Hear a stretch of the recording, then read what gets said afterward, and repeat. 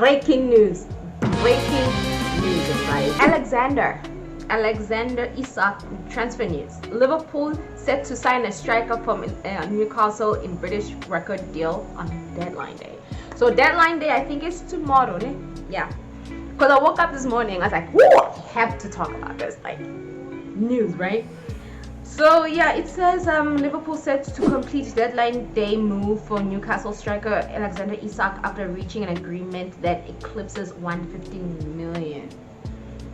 Chelsea paid for Brighton Moses 2 summers ago. The striker is set to undergo medical on Monday morning ahead of a signing deal. 6 weeks.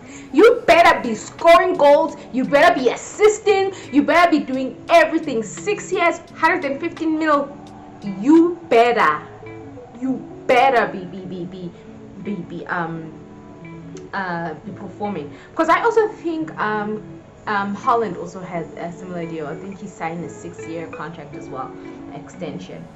So yeah, we heard about this morning. So Sky News understands Liverpool will pay a fixed fee of 125 mil for the striker, who now is expected to complete the move to Anfield on deadline day.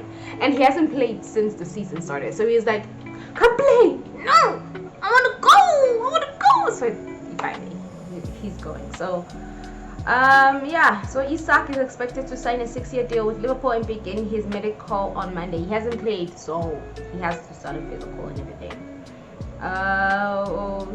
So it's record breaking, everybody. My bad. That is wrestling. So apparently then they go into the history of it. The stance was that they were holding out for 150 mil. However, that softened in recent weeks as Isak refused to train or play with his Newcastle teammates in attempts to force a move. Finding a successor to Isak was another key in Newcastle accepting Liverpool's offer for Isak. So basically so he did this tantrum and he finally got what he wanted. Yes, I guess. Yes. He got what he wanted.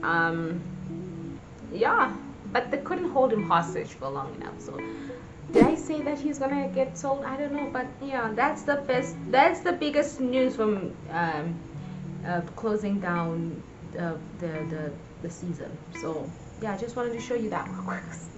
Funny stuff, isn't it? Congrats, go ahead to Liverpool. How about? Okay, that's sports. I'll go back and tell you the results and Man City losing. Okay, let's go to tennis. Elena Ostapenko issues an formal apology for U.S. Open outburst versus Taylor. She, like we said, no class, no education, right? Her apology on Instagram, I think she said it on Sunday. It reads, "Hi y'all, hi all. I wanted to apologize for some of the things I said during my second round singles match. English is not my first native language.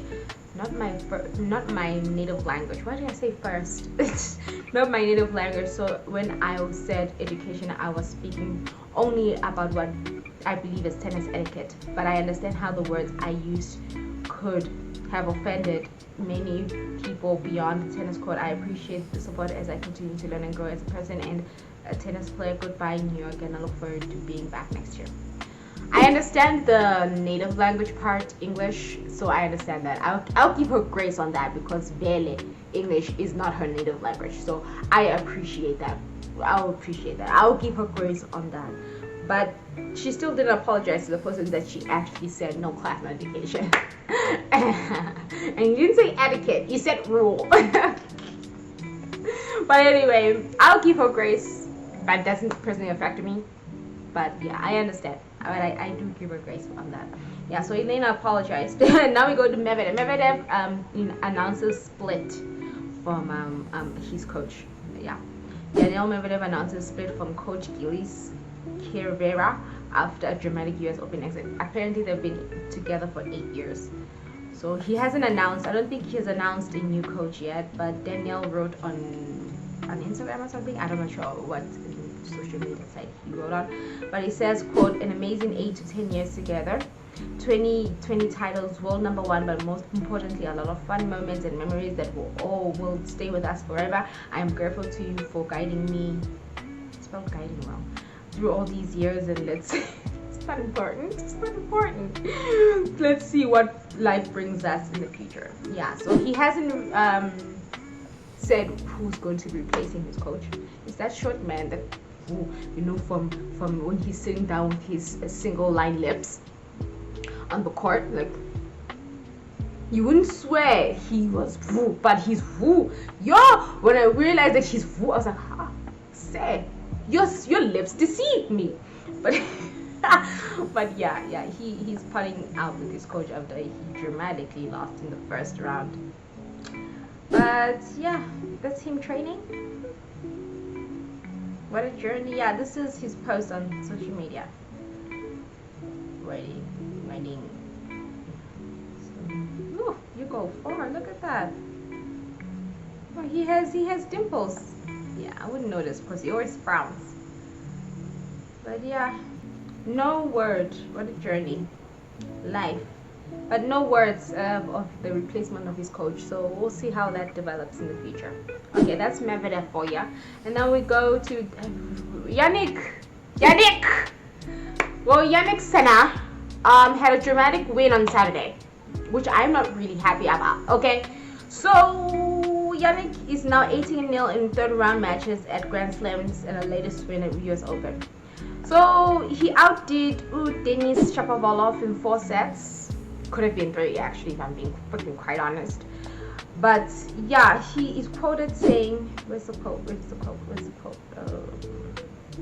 Yeah, he's quoted post-match saying, Yannick Sinner, while it's normal, he said you couldn't always go with the scoreline is easy. Every match is so difficult. Every challenge is so difficult. And then there are players that have more qualities or potential, He's one of them. I mean, when he serves very well and he's very clean ground strokes, physically very strong, he has everything to hurt players. So I knew that. I also knew that before the match. I have so many comments about that match because I watched it from first to last. It was a very difficult moment. It was a very difficult moment today. The scoreline was a bit against me today, but I just tried to stay there mentally, and obviously very happy to manage to win today because it was a very important win. Yeah. So it wasn't easy. He won it 5-7, 6-4, 6-3, 6-3. The first set was Turby with a lot of unforced errors with his forehand, a little bit of his backhand. He hit a lot of missed hits. He got broken, I think, in the first game. Yeah, in his first game because freaking double faults. And then he lost it because of a double fault. Like he broke back and then he lost it. But yeah, Shapovalov's serving towards midway first set, especially when he got broken back. His serve started to get away from him. That's why I think that's the reason why Yannick was able to break back, but then he couldn't keep that momentum. But once he won the second set, Yannick, I think he started to find his stride. And once the shadow of the whole, when the court was fully covered with the shadow, I think that's when he started to get his stride back. But I don't think Shapovalov was there in that match. He played really well. He tried to keep up with Yannick, especially as the set 3 and 4 came how it came. But at the end, he found his groove mentally. You can see that he was starting to get mentally strong and feel himself again and keep the ball in court, increase the rallies if he could have. Yannick in that case. So yeah, he did complain about the sun not seeing. I think he also couldn't see the ball, plus apparently with the light. Yeah. Anyway, I'm not gonna go too much about it. It happened Saturday, but yeah, let's hope he does something better. He'll be playing Bublik today. Am I upset? Not really, but Tommy Paul did put up a great fight in that match, but the 5th set was just abysmal. He was tired now, but he put so much effort in the 4th set to even win the 4th set, to then him losing it the way he did in the 5th. He didn't even put up a fight in my personal opinion, but anyway, he was tired. Back-to-back 5-set matches. I think, personally for me, it's just a short, quick one. Assessment. I think Bublik is not going to win today. I'm praying, but I think he's not going to win. I think he's going to lose in a remarkable fashion. I'm praying for that. But I think when you play your great tennis and you force him to play your game, it's easy for him to make his own mistakes, especially with the unforced errors and also double faults. That's what Tommy Paul was able to do with the fourth set. The more that he started to feel a lot of pressure, Bublik, that's when he started to make mistakes and give you unforced errors.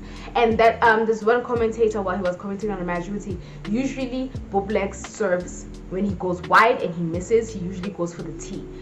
And Tommy didn't clock that until for the longest of time, and then he finally clocked it when he returned a lot of Bublik's serving in the fourth set, because he recognized he usually goes for the tee when he's second serve. Sometimes he does create double faults. So when you pressure him with his serving and return his serves, he ends up doing a lot of unforced errors and double faults. So something to think about, Yannick. Anyway, yeah, so there were a lot of opinions about him saying, hey, people, are they now, since Yannick and his struggles,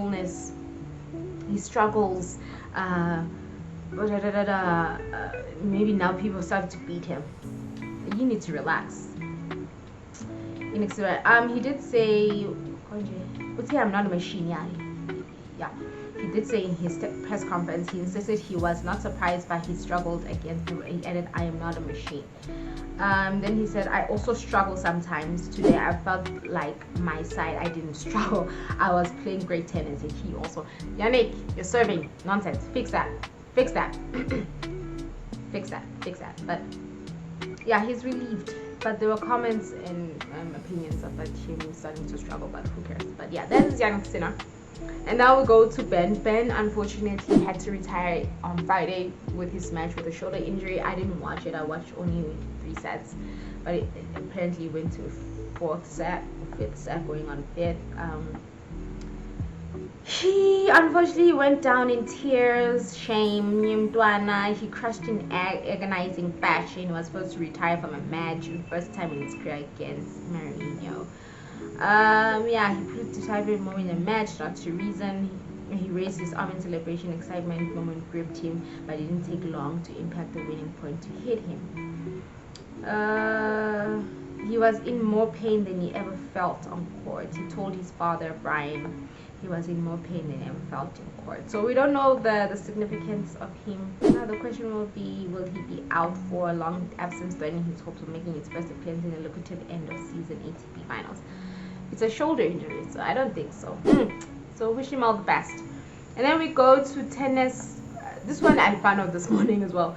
Tennis, Gerland Mukova was halted US Open match in tears after spotting X in the crowd. Shows up where he shouldn't be. Why do X's do that? Let me go. Honestly, let me go. So she was in tears and she apologized for delaying play, and then she was asked about why. Apparently she said, opposite my bench, my ex-boyfriend sat down. He sometimes shows up at places he shouldn't be. That startled me a bit. I told him to leave and he didn't, but later he did. Hard to focus in that moment. Despite she was visibly shaken. That means there was some things in that relationship. The Mafaguti, she's literally shaken by the fact that her ex-boyfriend is stalking her. This is stalkeration right here. Absolutely stalkeration. She says she didn't report it and everything is good. Girl, if you're visibly shaken by seeing your ex-boyfriend, report it. She's asked if it won't happen again. She says she doesn't know about that. But like, this is ridiculous. There's something really happened in that situation. There's something that needs to, like, sure, scary stuff, isn't it? Okay, anyway, and then the matches from yesterday, Townsend finally lost. She could have won it in straight sets actually, because she broke back in the second set. She won the first set 6-1. Yeah, it was a tough, but great tie break, but she lost it.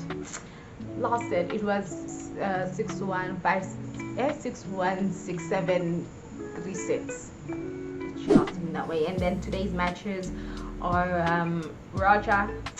Felix, Rublev, 55 Rublev, Osaka. This is the main event.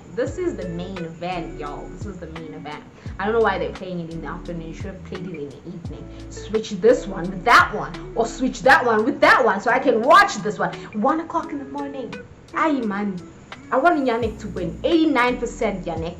Make that 100% Yannick. I'm being serious here.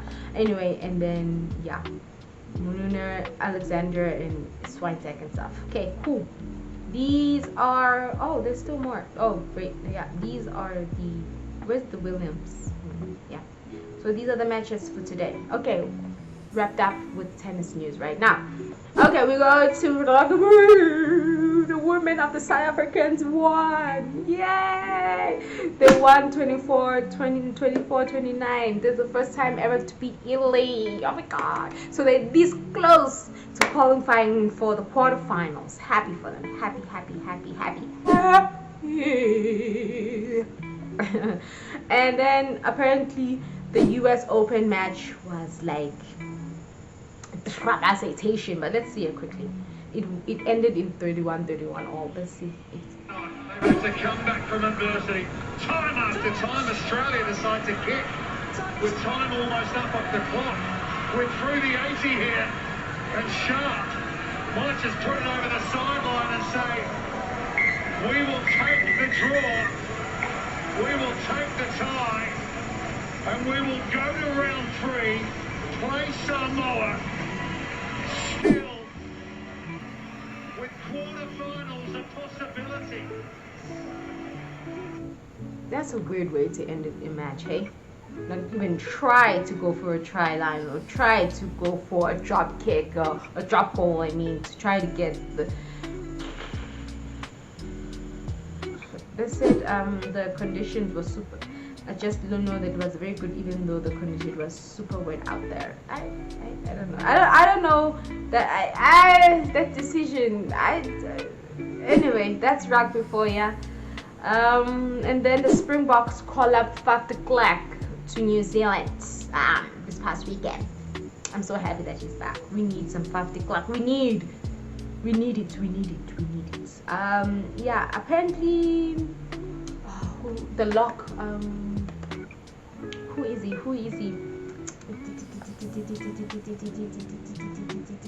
Not Chabanyakane, man. What's his name? I forgot his name. He stayed in South Africa for personal reasons. But yeah, he be here. And then these are the results. The results. They're women. In 16-2. Yeah, I mean, I'm all about the score. I don't care for the rest. This one is what I want. Okay, cool. Yeah, rugby.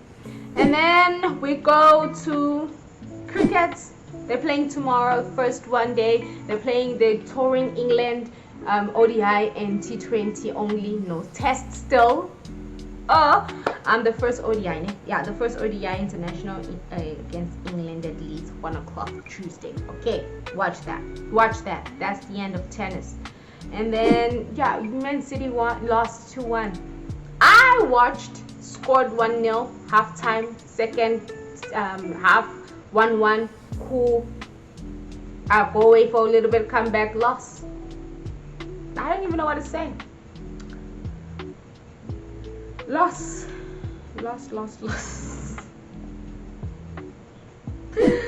Anyways, yeah, that pick. I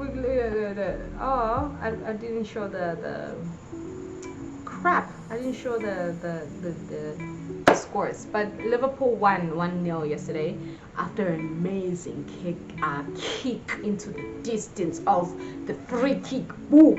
I think there was like 10 more minutes left in that hole. But anyway, they're top of the table with 9 points. Man City lost. I'm a huge Man City fan, but I don't know what's going on. They're still taking issues from last season to this. Did they sign any players this season? I don't know if they signed any new players. They removed one though. They removed Jack, who's playing for Everton now. So anyway, that's it. Thank you so much for watching this video. It's still early in the morning. I had to because I saw the Isak news. So this is filmed way early in the morning. But thank you so much for watching. And I hope to see you and celebrate on Friday. Sina making it to the final and Coco also making it to the final. I love both women, but Coco all the way making it to hope both of them make it to the final. Pray with me, guys. Anyway, thanks for watching. Bye.